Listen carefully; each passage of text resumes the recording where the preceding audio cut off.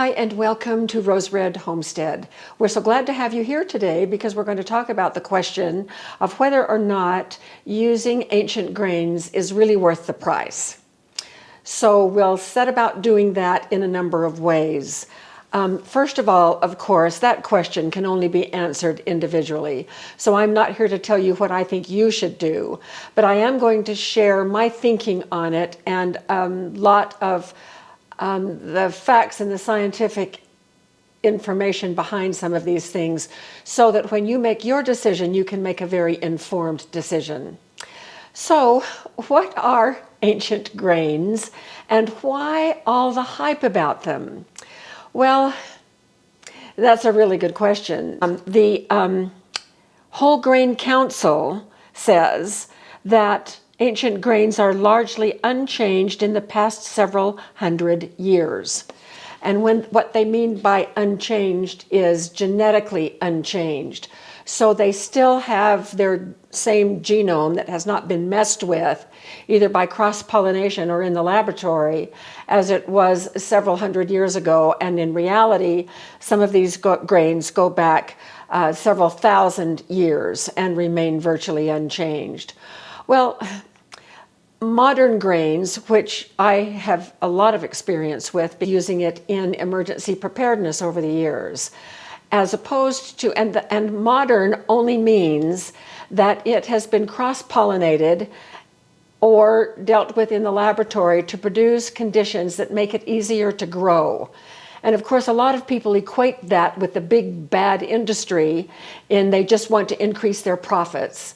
And while some of that is most likely very true, what has happened as a result of wheat in particular, coming through generations of time, is that the less desirable characteristics have been bred out and the more desirable characteristics have been bred in. But what is desirable to one person is not necessarily desirable to all of us. So just take all of this with a great big grain of salt. And what we're after today is just kind of a general measuring stick that we can use to measure whether or not it's going to be useful to us to start building in ancient grains into our meals and our food storage. There's a lot of hype about ancient grains, and you probably know that. And what is hype?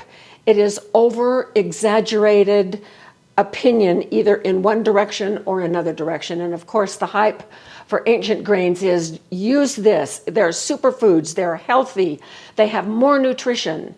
And a lot of it, I think, is also the feeling of hearkening back to a simpler time when foods were far more healthy. And I'm not actually sure that that premise is accurate.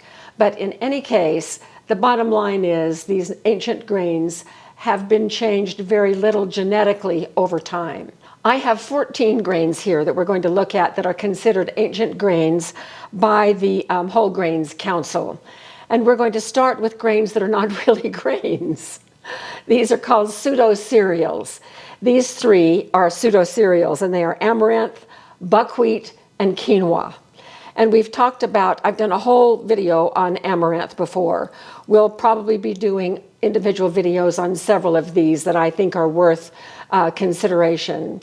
Buckwheat is really interesting as well, and I've put 2 samples of buckwheat out on this plate so that you can see it. Now, this is buckwheat that we bought through Bob's Red Mill, buckwheat groats, and we're going to define what groats are in just a moment. This is buckwheat that we grew here on our property, particularly because the buckwheat blossoms are such a wonderful foraging plant for honeybees. And we had fields of buckwheat that were just absolutely stunningly beautiful, with the white blossoms just covered with bees in the springtime. It was really very delightful. Both are edible, but these are the ones that we pretty much use. So I use the term groats. Groats is a term originally applied to oats, oat groats, but groats itself means the whole seed, the whole kernel. And we need to make sure that we understand what that means, because a lot of processed grains, processed cereals, take that kernel or that seed apart, and we'll use only parts of it. And so I want to go over what a true grain, and that's not these, that's everything else except these, but some of the processing applies to these as well. This is a kernel of grain: wheat, oats, barley, rye. That's what I'm talking about when I say grains. So a grain is from the grass family. It is a monocot. And we've talked about dicots and monocots before. Those are the two basic divisions of plants. And you can tell what a plant is by when it pokes its first leaf above the soil. If it is a single leaf, like grass, like corn, then it is a monocot, mono meaning single. If, like when you plant beans, the stem comes up and then immediately two halves open up, two leaves. The first part is just the seed, that is both half of the seeds. The next is a true leaf, and there are two of them. So those are dicots. Dicots are flowering plants, grasses are not. And so grasses or grains are all of these over here. But even though these come from flowering plants, from dicots, their seed is treated very much like a grain, like a cereal grain. And these are called pseudo-cereals, false cereals, but they fall under the broad category of ancient grains. Amaranth is very, very tiny, round, and quinoa is a little bit larger round, and I'm not going to pour them out on the plate now because we've seen those before in some of our other videos. This next broad category are the grains. These are the true grains, the true cereals. Now I want to tell you a little story. As I was doing my research, I came upon an article in a periodical that I trust from 2014, and it was sort of an expose on the start of the big hypes related to ancient grains. And so it told the story of General Mills and what they did with their Cheerios at the time. Now in 2014, ancient grains were beginning their rise in popularity as a superfood, a health food. And who knows what the reasons were, except people thought that they were a lot more healthy. Well, they have good solid nutrition in them, without a doubt. But is it superior to every other thing on the market? That's what we're going to kind of talk about today. And so General Mills began to notice that there was a lot of popularity and people were snapping up things that had on the label ancient grains. And so they took their Cheerios recipe and made a new version of Cheerios, and it was called Cheerios Plus Ancient Grains. And I think they, if I remember the article right, they included 3 ancient grains. And one they popped like puffed wheat, another one they rolled like rolled oats, and I can't remember what they did with the third one. And then they charged about $1.37 more per box for that version of Cheerios than they did for just regular old Cheerios. Guess which box of Cheerios had better nutrition? The original did. Because what they had to do was they had to add additional sugar to get it to the point where it was palatable to most people. And so, yes, they were snapping up the ancient grain version of Cheerios, but they were also getting more. And so that's a good lesson for all of us to understand that when we look at foods like this, we need to sort of look at the whole picture. So here's my whole picture. When I go into a situation like this, deciding whether or not I'm going to add a new food either to our weekly meals or to our food storage, or both, there are 4 things that I look for: nutrition, taste, ease and versatility of use, and cost. And these 4 characteristics are not spread out. They come in a single package. So if it has good nutrition, even fabulous nutrition, and the cost is sky high, I'm probably going to opt against that because I can get nutrition from a whole lot of sources. I don't need to choose something because of hype or any other reason unless I like all four things and I'm willing to pay whatever the cost is. Now, what I have done with those four qualities is I've eliminated the source of the food, whether it's modern grain or ancient grain or whatever it is. If I stick with nutrition, taste, use and versatility, and cost, then I can judge more rationally and I can eliminate the hype. Okay, we're going to not go to this one next. We're going to go to this big group right here. These are the wheat relatives. And so I have here, I have barley, einkorn, farro. Now farro, and these are all, they just look exactly like a wheat grain, and sometimes they're different sizes. Farro has three different derivatives. It has emmer, this is emmer. It also has einkorn. Einkorn, I'm quite fascinated by einkorn. And the very first wheat ever was einkorn. And it does not look anything like the wheat of today looks like, because it just naturally was cross-pollinated naturally by nature, and eventually grew into others, and then pretty soon humans began cultivating it and messed more with the genetics through cross-pollination and so forth. Okay, so just once again, farro comes in three different iterations. Emmer, and we just talked about einkorn, and then the third iteration is spelt, and spelt just looks an awful lot like wheat. And then also over here we have rye, and we have kamut right here, K-A-M-U-T, kamut.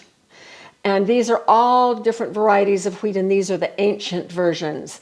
Now, if you look again on our white plate, you can see the versatility in some of these grains. The largest kernel is kamut, which is this one right here. I bought 10 pounds of it. And Which then one is it? this big one right here. Yeah. Okay. Then this is rye, and this is einkorn, very tiny. And then if we're really comparing grain size, I really need to put teff out here. All of these on the plate and to this side have gluten. These three in the middle are gluten-free. And there is teff. That is the tiniest of the grains. So we have kind of the size comparison right there. Then in addition to the ones that I've already presented, this one is freekeh. And I just had to buy some of this to see it and to try it out. Freekeh is very, very interesting. It is a grain, it is a durum wheat. And what they do with this, they burn the fields when the grain is not ripe. It's still green. It's very, very moist. It's covered with a hull. All of these are covered with hulls. So in getting it ready to sell, they have to remove the hulls. But the grain is not destroyed. And it was discovered during wartime when enemies burned down a field, and then they went out after the enemies had gone and found that if they just rubbed the hulls together, the hulls would fall off and the grain was still good, but it was still green. And so you might notice that this one does have quite a greenish cast to it.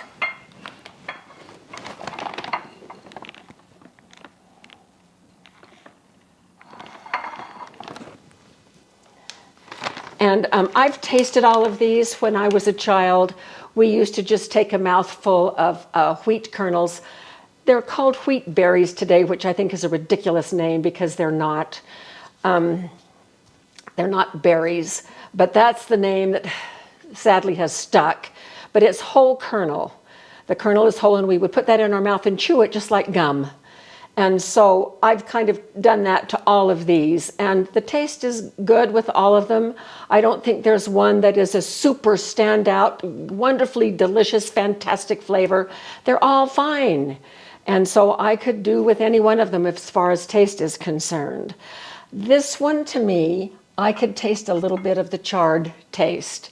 Now, I am going to make bread with some of these to see how they bake up. We'll do another video on that. I'm going to be very interested to see if that little bit of charred taste comes through in the bread. Okay, so let's look back at our drawing here of the kernel, and that applies particularly to all of these on this side. The outside is the bran, and there is nutrition in all three of these parts of the kernel. The bran is often removed.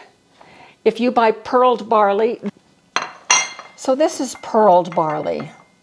The hulls have been removed on all of these. That's the outside covering.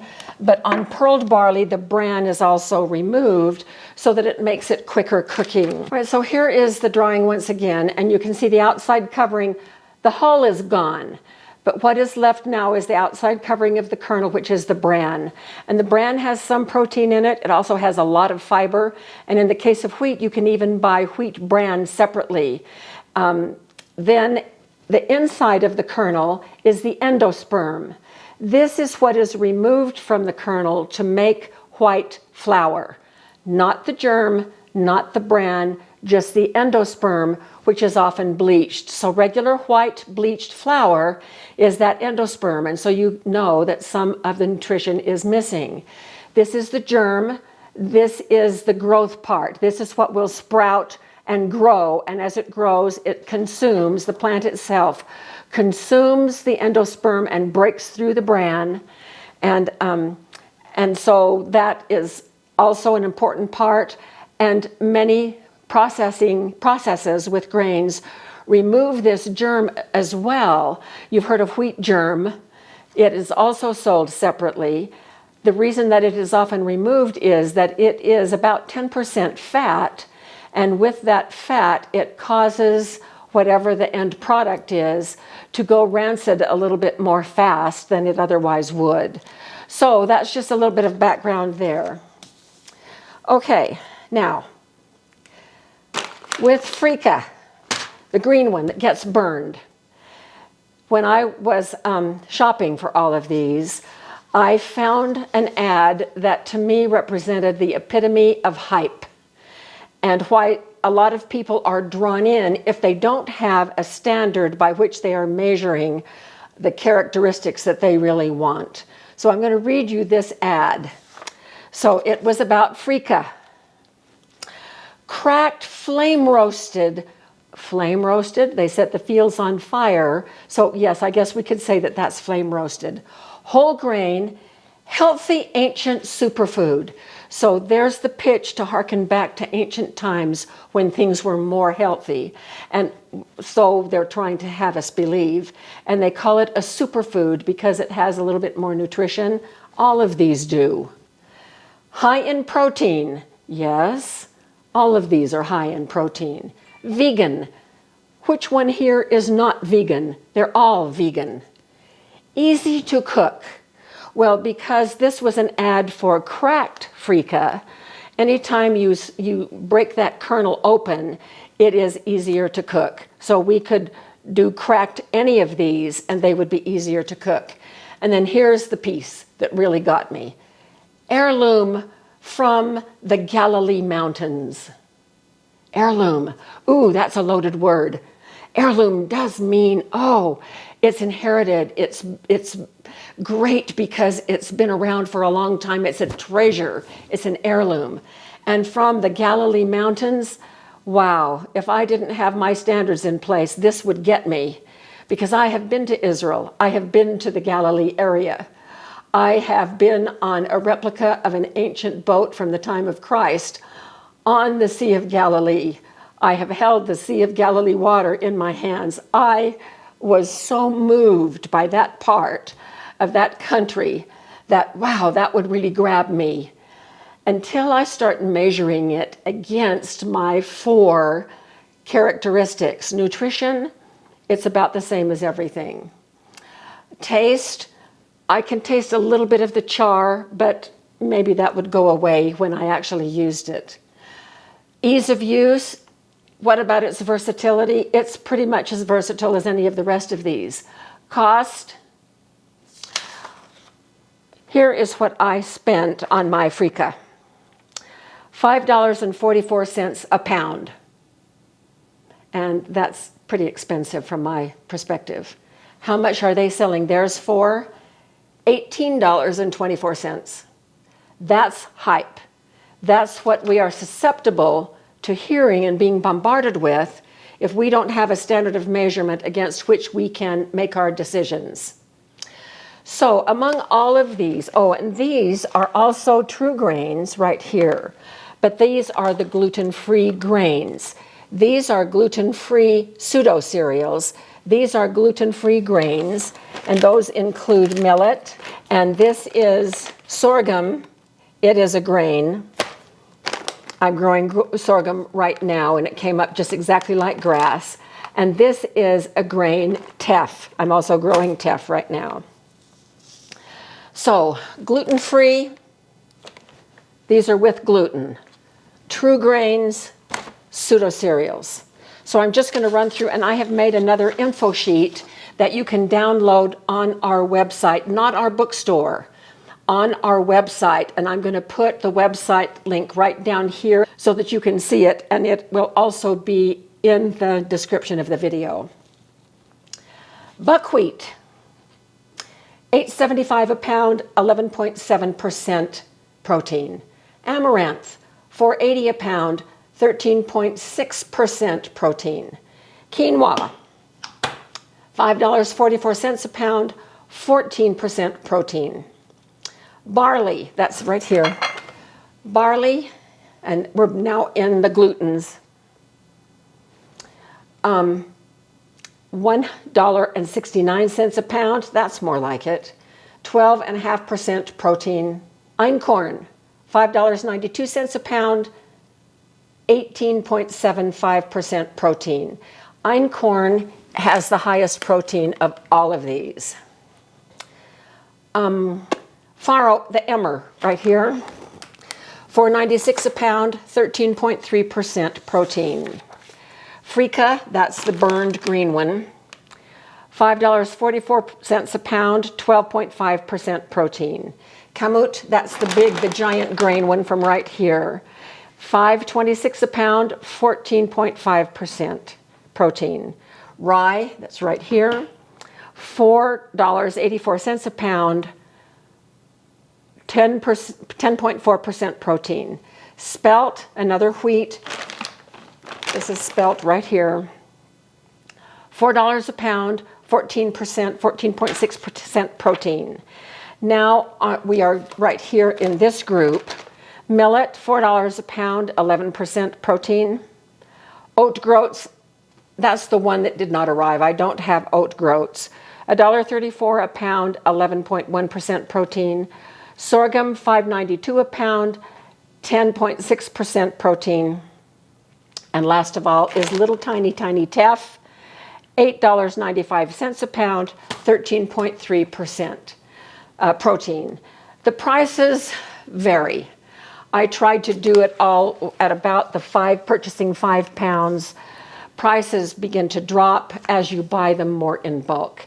Now I want to compare that. So the protein ranges from about 10% to about 18%. So these are the two wheats that I use most of all. These are the ones that I use in my bread baking. These two are modern wheat varieties. I have white hard winter wheat and red hard winter wheat. So in the same chart, they are both 12.5% protein. So that's right in the same range as the 10 to the 18. Sort of on the lower end, but still fairly high in protein. And their cost for the hard white, I can get it for $1.28 a pound. Hard red, I can get it for 83 cents a pound. And so these two pretty much, along with barley, are the winners in terms of cost. So from my perspective, the taste is nice for all of them. There is not a standout among the ancient grains, in my estimation, for my use that I would start using as a storage grain, because these are all 3 times, 4 times, 5 times more expensive than those that I am storing right now. I'm quite interested, from a scientific perspective, in einkorn. I want to do some more experimenting with this, but I'm not going to pay $5 a pound to store 100 pounds of einkorn. Sorry, not going to happen. because the amount of protein that we get, if I'm a little bit low on protein on some of these, there are a zillion other foods that we use and store that can compensate for a lack of protein in my chosen grain. And so for me, the ancient grains, while very interesting, and I'm going to do some baking with what I have. I bought at least 5 pounds. These that are in the smaller packages, I bought them in lots of 4. So I have 4 times this teff. I have 4 times this sorghum. And I'm going to start using them a little bit just for the fun of it. But I won't be restocking these because from my estimation, with everything else being equal and the cost being $4 to $5 more per pound, I'm not ready to start stocking that as a normal part of what we are doing. Now I want to just quickly show you one more thing. So this is an experiment I started 6 days ago with these very ancient grains. Obviously, if you've been in the grocery store trying to buy lettuce lately, you know that it's about $5 a head. Ridiculous. And so I'm looking hard for the versatility of the things that I already have to grow microgreens or greens such that we can use in our regular diets. I'm not going to go through all of this. Tune in Monday for the full story of this and which one of these is which and which ones I think are going to be a real success. So that's the story on ancient grains in terms of are they worth the cost?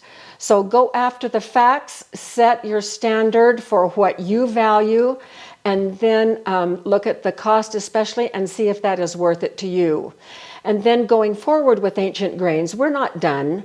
I still have all of these grains that I'm going to be playing with.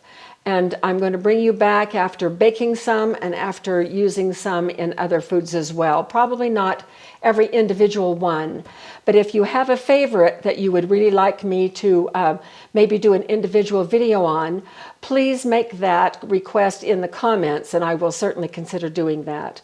So that's it for this video in our continuing investigation of ancient grains. And we will see you at our next video. Thanks so much for being with us.